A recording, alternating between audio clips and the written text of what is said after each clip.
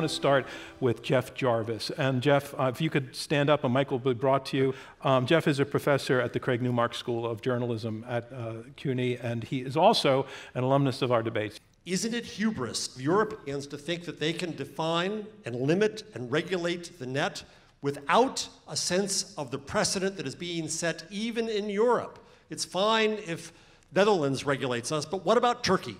What about Poland? What about Hungary? What about our own government in the United States?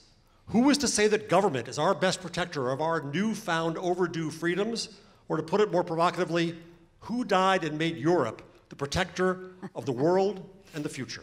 This is a discussion that you will see in any society where there is disruption of old industries and the question what comes in their place. It is always easier for incumbent industries to lobby against a new regulation that's going to be disadvantageous to them. And I think you've seen similar debates, for example, on copyright here. I don't know how many of you remember, but there was this Stop Online Piracy Act and similar proposals here.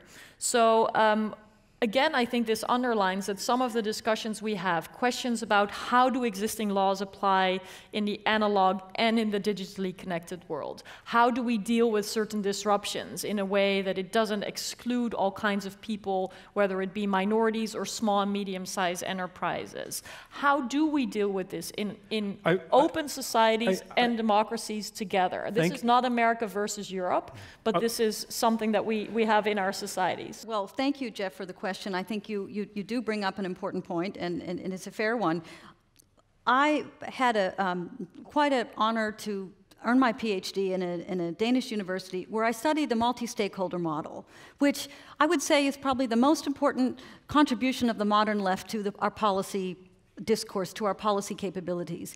And one of the best things about the internet was we use multi-stakeholder model to manage the growth and the emergence of the internet.